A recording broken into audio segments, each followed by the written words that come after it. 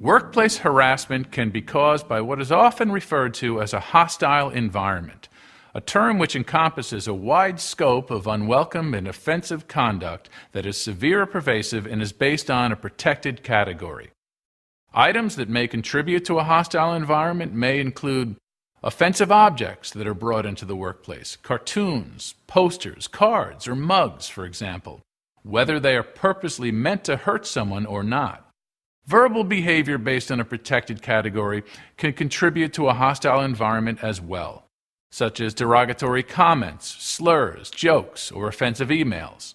Physical behavior could include rude facial expressions or gestures, unwelcome touching, or blocking someone's movements. In our story, Howard is now giving Lauren the opportunity to help solve the problem before it becomes more severe. Okay. Thank you. See you soon. Bye-bye. Hi, Howard. Can you shut the door? I just got off the phone with HR. Is it okay if we talk about what's been happening with Matt? Yeah, sure. Okay. How long has this been going on? It's gotten worse since the new attendance policy went into effect. They still come in whenever they feel like it, and they harass me when I show up on time. They? Well, just Matt, really. Have others seen it happening?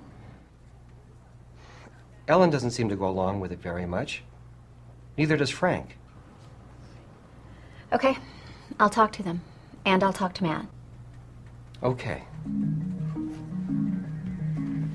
I don't know what his problem is. I mean, I think it bothers him that I get more work done than he does. But I mean, just because he's been here forever. Matt, I want you to know that I'm investigating the situation fairly, so I won't be jumping to any conclusions. All right, I'm glad to hear that. Which means you'll have the opportunity to fully explain this from your perspective, and that I'll also be talking to others. Who else can shed some light on this? April doesn't put up with any of his bull. You should talk to her. Okay, April. I'll talk to her. Great. But Howard does ask for it sometimes. I mean, he can be a real pain. Matt has been quoted as having made those statements. April, have you been present when Matt, or anyone else here for that matter, has made unwelcome comments about a coworker's age, gender identity, color? I used to think that Matt was kind of funny. But I guess he has been crossing the line lately. He does this to everyone. It's not just Howard. He calls me Curly. Yeah, it bothers me. Did you tell him that it bothers you? With a guy like Matt, I just didn't want to make it any worse, you know? Well, what you're talking about is not really a protected category, but it does add to a negative atmosphere. Yeah, well, eventually, you just get immune to it. I'm doing an investigation on possible harassment in our group. What can you tell me? You're probably talking about Matt. He's always kidding around. He's like the class clown. Does he make you uncomfortable? Yeah.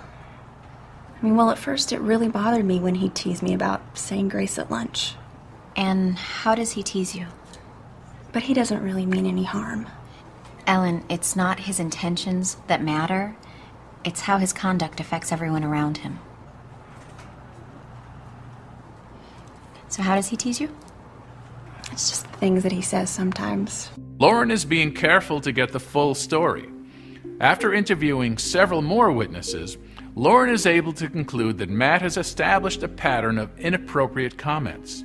In this case, after Lauren consults with HR and senior management, it is decided that Matt will receive a written warning and counseling on the company's policies on discrimination and harassment. Yeah, but how come Howard gets special parking privileges? Half the time he doesn't even use his cane.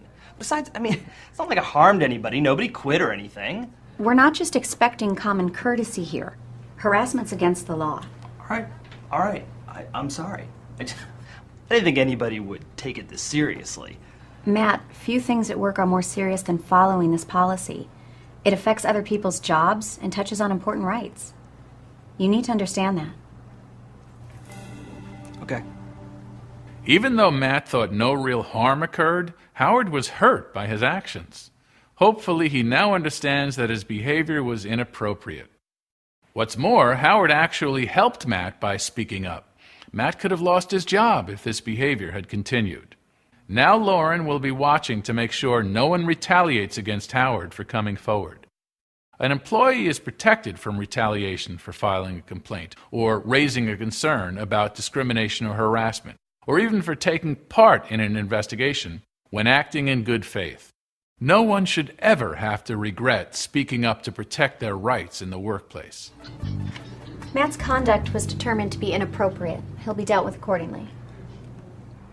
Howard, tell me, what further outcome would you like to see in order for this workplace to be harassment-free for you? It's gotten better already. I think the others can see what's been going on now. I guess it's up to Matt at this point. Okay.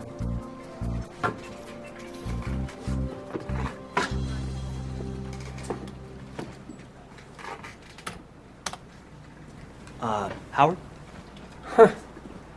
Never seen you here so early. Is your watch fast? Yeah, well, listen.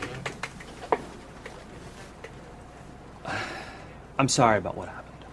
I was just kidding around. Well, actually, I suppose sometimes I was ticked off, but it won't happen again. Well, that's good to hear.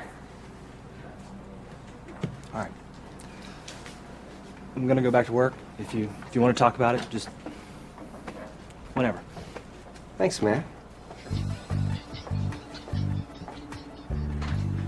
When employees like Howard and Matt participate in their employer's attempts to respond to and eliminate workplace harassment, the end result is not only good business practice, it creates a better workplace environment for everyone.